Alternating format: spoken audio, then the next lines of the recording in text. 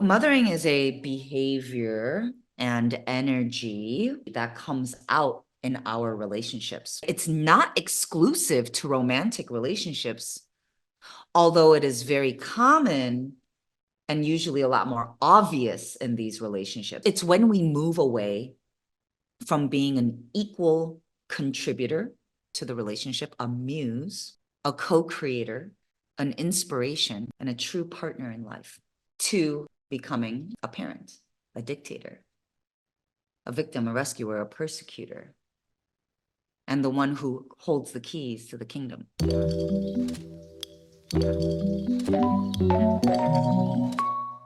So now that we have an idea of what happens or what it means to mother our partners, let's get into why. Mothering is a behavior and energy that shows up when we don't believe or trust our partners are competent and capable. This mothering behavior shows up because we're not confident in ourselves.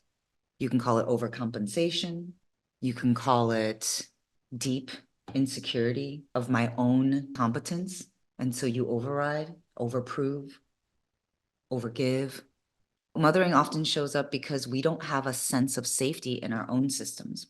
For example, and when I was thinking about this, I was thinking from the perspective of your feminine power, right? Your femininity. So the mothering shows up because you don't have a sense of safety in your own feminine system. And what is a feminine system? And again, this is not about you being a girl or a boy or anything like that, okay? But your own feminine system. What is a feminine system? A feminine, energetically speaking, when we look at yin yang, feminine is all things self-care, compassion, nurturing, resting, surrendering, slowing down, peacefulness, calm, tenderness, softness, grace, patience, all of those soft yin elements. It shows up because we're also afraid and we think we are protecting ourselves. We think that by, and again, not necessarily conscious, but we think that if we mother and then we assume the role of mother, that we are actually protecting ourselves because I get to be the mama bear. And I see this so often. I've had so many clients and they would take so much pride in being the mama bear. But all I saw was someone who was never going to let themselves be seen vulnerable. So they get to just hide behind the mama bear role all the time. Because if I'm mama bear and I'm busy taking care of everyone else and being mom, like I get to protect myself. Because what I'm actually afraid of is them finding out that I'm just as scared as them, that I'm just as incompetent as them, that I'm just as incapable, that I'm just as vulnerable, that I'm just as insecure. Similarly, it shows up because we want to control and maintain, once again, a false sense of power.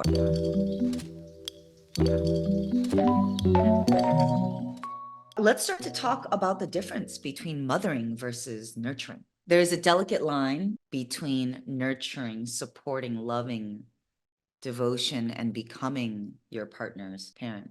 Are you doing their laundry from an effortless overflow of love and pure service? Or do you do the laundry out of annoyance and resentment because you're sick of their clothes being everywhere and you don't trust that they'll take care of it in the time that you want when you want it done? Do you remind them to take care of themselves? Make sure they attend their appointments, schedule their appointments, or even manage their health? Or simply put, do you trust them to take care of themselves and manage their damn lives themselves? And let me bring this back full circle, because once again, if you do not trust them to take care of themselves and manage their life, then why are you with them in the first place?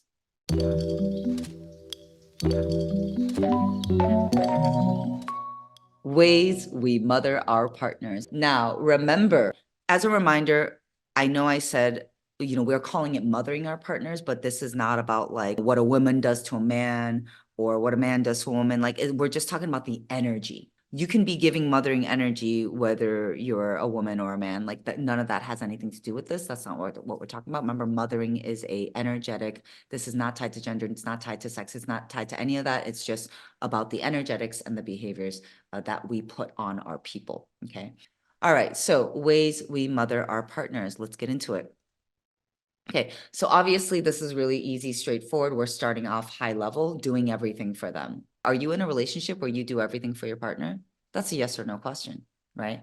And I think many of us can easily say, oh yeah, I've been in those relationships before. I've totally been in those relationships where I do everything for them. Now, did I literally do everything for them? No, of course not. But energetically, did I do everything for them? Yes. So from there, that starts at the top. And then this is what it looks like more on the day-to-day, right? Not letting them figure things out and trying to do it for them. And this could be anything, right? This could be from helping them find a job to signing up to get a grant or a license or paperwork or setting up their business, all the way up to them figuring out how to like use an appliance in your house. It could be so many things. And so again, there's a difference between showing someone something, right? Like, oh yeah, here, let me show you how to do that, right?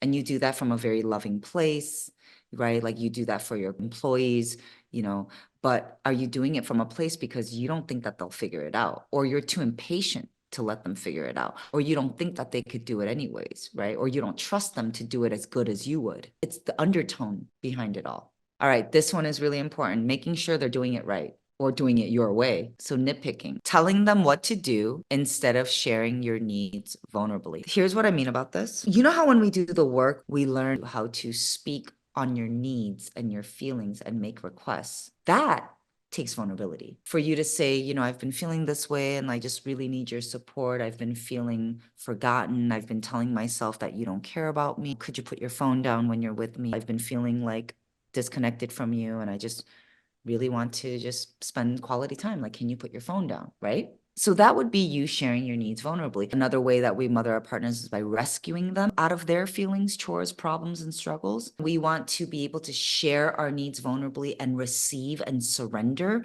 That is different from rescuing and wanting to be rescued. Doing their work for them. Oh man, I mean, doing any of their work for them. Doing their work for them includes meal prepping, AKA you're just cooking for them. Taking over activities, finances, schedule because you assume they can't. There are nuances to this, right? I mean, in all relationships and partnerships, of course, like everyone has their strong suit. You know what I mean? Like some folks are just not like planner people, right? Some folks are just not like, they get overwhelmed by, having to do the scheduling, they're better at just receiving. Some people are like, they love to nerd out and do all the research on the activities, right? That's like literally like if you're going to scroll on the internet anyways, you might as well actually like put it towards research.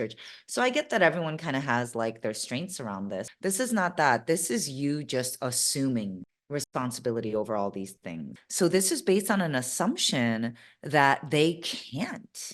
Again, there is a nuance between treating your partner like a child that you have to take care of, house, feed, and love on, versus someone that you actually share life with, someone that you actually are devoted to, and you like cooking, right? Like you like cooking, you're cooking for yourself anyways. And so you happen to make a double batch. And if your partner wants to eat it, you can. But you're not cooking because you know that they're not going to be able to cook for themselves anyways. Or they're not going to eat a nourished meal if you don't do it for them. Being their coach or therapist instead of a safe space for them to share. Your job is not to teach them what you're learning. Your job is to apply what you learn and to do your part.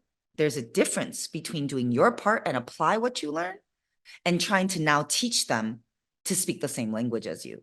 Similarly, being overly helpful in supporting their desires, needs, or even dreams. Again, you are not here to be their knight in shining armor. You can support them in the sense that you get out of the way. Do you see how that's a big difference from getting in the way? Oh, let me do that for you. Let me help you do this. And let me help you apply for that. And let me help fund this. And let me help fund that. And let me research for you this and help you figure out how you can apply that thing that you've been wanting to do. And look, let me find you an opportunity to go do that thing that you've been wanting to do. No, you actually get out of the way. Now, of course, that doesn't mean you can't, again, support. I said being overly helpful, managing their emotions or making them share their feelings. I want to do both sides of this coin, okay?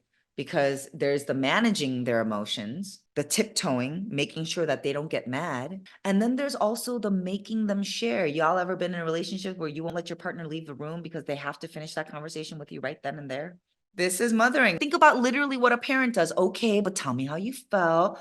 Hold on, let's try again. Tell me how you feel. Okay, but why did you feel that way? It's like, yeah, you can do that with your child when you're teaching them how to communicate, but probably don't want to do that with your grown-ass partner. Not believing they are capable of doing something and taking control, whatever that may be. Making sure they talk to their parents, reconcile with their family, friends. You care about their relationship with other people. Making sure they are wearing, saying, and acting the right way, assuming you have to cook, clean, and manage the house for them, and then managing their tantrums and feeling responsible for soothing them.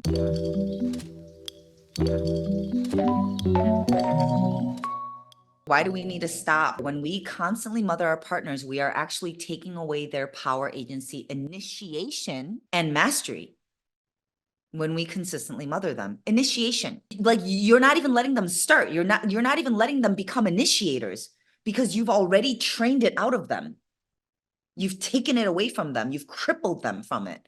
Whatever word resonates with you. Did you assume? Did you just take away that initiation to begin with? Or maybe it happened a couple times and then you just took that role and then never let it come back up. So you're taking away their power, agency, initiation, and mastery when we consistently mother them. You're taking away their ability to master themselves, and that will cause resentment over time. We create unspoken roles, responsibilities, and expectations that will also inevitably lead to feelings of resentment. We also create a false sense of dependency that will inevitably turn into rebellion and resentment.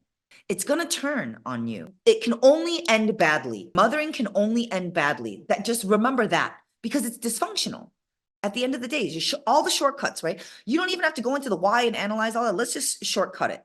At the end of the day, it's going to turn on you. It's not going to end well because it's dysfunctional at the core, period. We also cut ourselves off from experiencing their power and magic. You are cutting yourself off from experiencing your partner's power and magic when you mother them. You don't get to experience their gifts. You don't get to experience their power. So not only do they feel that sense of resentment for themselves because they don't get to access that, and then you don't get to access it either. So it's a lose-lose situation, and you will inevitably destroy the relationship. This is inevitable, and I cannot stress that enough.